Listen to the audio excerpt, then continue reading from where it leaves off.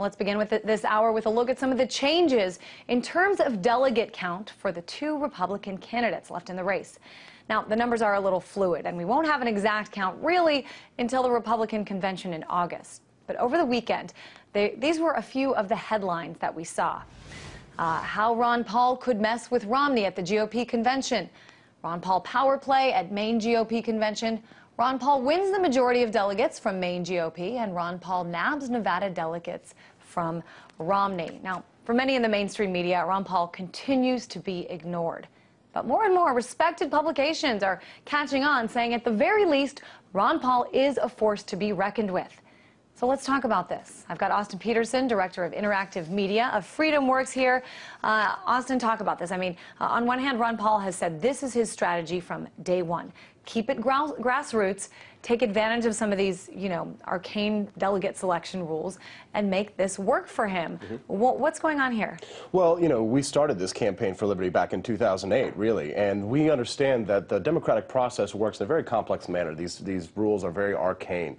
So we were very inexperienced in 2008 with the takeover of the GOP, so we were unsuccessful. But at the time, we were able to take over some leadership positions in the GOP at the time, which has given us power in this election.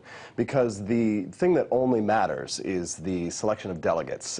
Much of the straw polls that you saw, which gave Santorum or Romney a victory, really didn't mean anything, because what mattered was that you stayed to become an elector. The Electoral College is the system that the Founding Fathers gave the Americans, and once we started to master the Electoral College process, the Ron Paul delegates have been able to successfully start to take over these parties because they put themselves in leadership roles. We saw Maine and Nevada over the weekend. Also Iowa, so interesting Iowa, because first Romney won Iowa, then Santorum won, and now we're seeing that Ron Paul, in fact, has the most delegates from that state. Right. Well, they say Mitt Romney won or Rick Santorum won, but what did they win? They won a straw poll. When the straw poll is over at night, they say, okay, everybody can go home.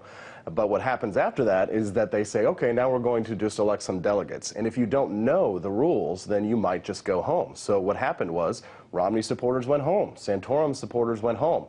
Ron Paul supporters stayed, and that's how they took the delegates. And we're not sitting here, at least I'm not sitting here, and trying to make the case that Mitt Romney probably won't become the Republican nominee. But I do want to put up a map just to take a look at what it's looking like so far.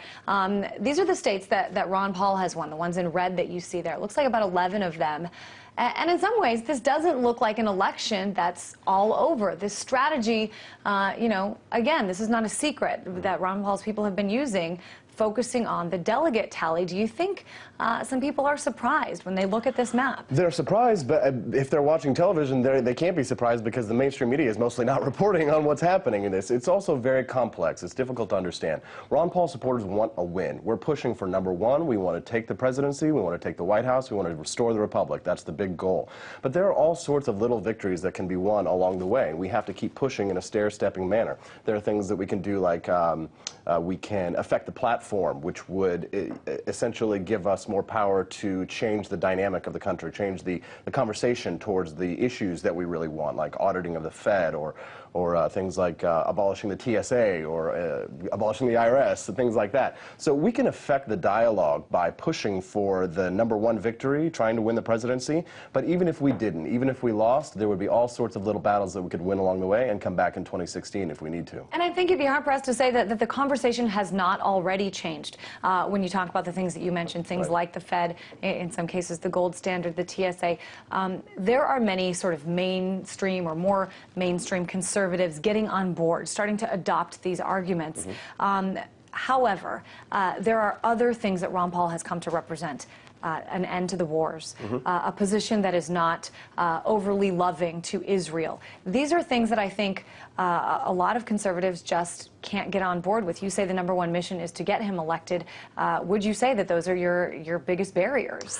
Perhaps. I mean, some conservatives would disagree with us on things like ending the wars. Some of them would tend to be more overtly pro-Israel. But, Ron Paul does argue that his position is more pro-Israel in the sense that if we had a position of neutrality in foreign affairs, we wouldn't be telling Israel what to do when it comes to their border skirmishes. They might have a little bit more national sovereignty, such as the United States, to decide what they want to do.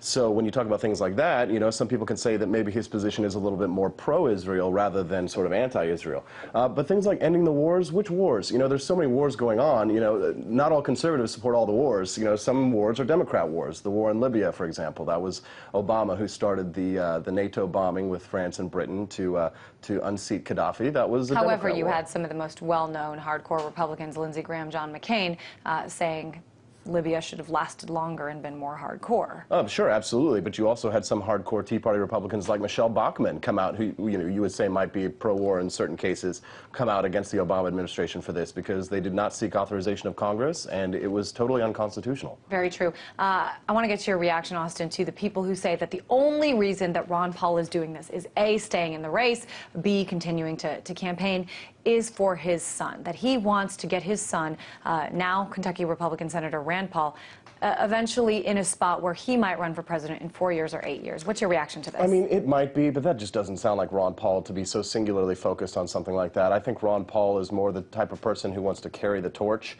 You know, he wants to light up the minds of young people, light the brush fires of liberty. I think the Rand Paul issue is something that is significant. I think that if we were to lose this election and Rand Paul came back in 2016 running for president, he would have the machinery of the Ron Paul campaign to be able to do with. I think that would be really exciting and interesting, and probably Ron thinks about that too, but he's not the type of person to really predict the future. He's really a very pragmatic person. As much as they say he's, you know, this ideologue who, you know, lives in this fantasy world, he really does make very practical steps to advance his cause. And so if he was thinking about something like advancing the cause of Senator Rand Paul or something like that, then it's probably more on the side issues of his mind, something that he would hope for, but not necessarily know that it's going to happen. Let's look ahead to the Republican National Convention. Again, Ron Paul, the only other person still in this race. And a lot of people are asking, first of all, we haven't seen, in the same ways that we saw Newt Gingrich and Rick Santorum really come down hard on Mitt Romney, we haven't seen Ron Paul do that. There's a lot of talk in some of the inner circles that, you know, these guys are buddies. They get along. A lot of people are wondering, what is it that Ron Paul wants from Romney in exchange for either his delegates or his endorsement? Is there going to be some sort of exchange that we see happen in August? That's really the exciting little story that's going on behind the scenes. That's a really good question. You know, I talk to libertarians all the time about this, you know, the secret Romney-Paul alliance, and I like to ask them, I say, as a Ron Paul supporter, what could get you to vote for Mitt Romney? And I actually have found that a lot of libertarians have said to me that the only way that they could vote for Mitt Romney is if they do a deal with Ron Paul where it's something like he's the VP or Senator Rand Paul is the VP. We have like a Judge Andrew Napolitano as an Attorney General, and we have an audit of the Fed and a firing and public shaming of Ben Bernanke. Now that would be the kind of thing that a libertarian could get behind and say, well, if Mitt Romney has changed so much, then he's flip-flopped over to be a libertarian, then a libertarian might be able to pull the lever for him. Now that's a really small chance, of course, but it's the kind of thing that gives libertarians hope and keeps us working forward. And I think it's an important thing to look at too, because right now, I mean, it is only May, but you're looking at these polls and you're seeing Romney, Obama in a dead heat. If you know, Romney loses the Ron Paul supporters, if they just don't vote for anyone after all, I think you're going to see a different race and some different numbers. Appreciate you having you on the show, Austin Petersen, Director of Interactive Media, FreedomWorks. Thanks so much. Thank you.